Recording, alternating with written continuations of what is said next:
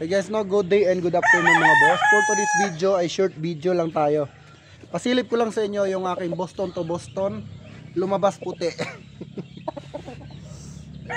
This is a pure Boston Roundhead na white. Guys, ang nanay at tatay nito ay pure Boston na pula. So, ito po yung lumabas puti. Siya lang po, out of 30 na Boston Roundhead na pure, siya lang ang puti. Ayan.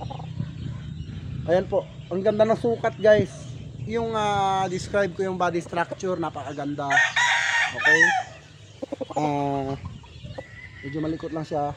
Maganda yung istasyon niya. Mid to high station. Ganda ng sukat, namumula yung paa.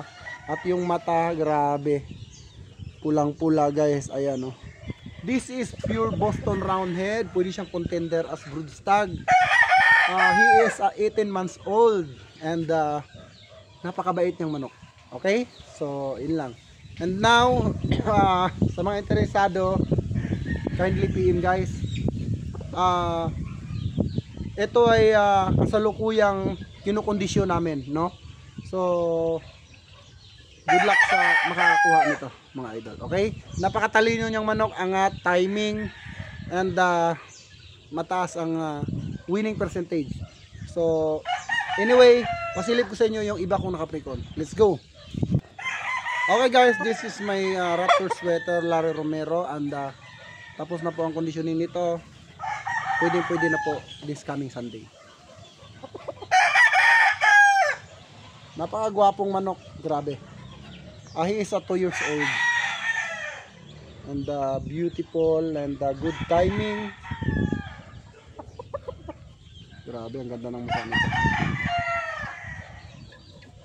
Larry Romero guys, Raptor. Next naman. Okay guys, this is my Larry Romero sweater, 1 times winner.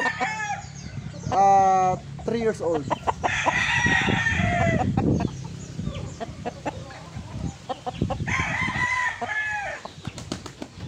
At kasalukuyan po itong naka-precon. Diba po? 3 years old guys. Ang sugat nito sa pitso lang. And then all goods naman na, ready to fight na ulit siya. Guys, magbibilang ito. Napakagwapo. 3 years old guys. And now, proceed tayo sa isa pa. This is my Raptor sweater, Larry Romero. 3 years old.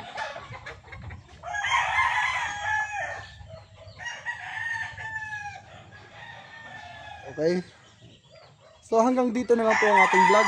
Maraming salamat sa mga patuloy na sumusuporta sa GTP Game Farm. God bless you all mga boss. Mabuhay ang bayang Sabongero.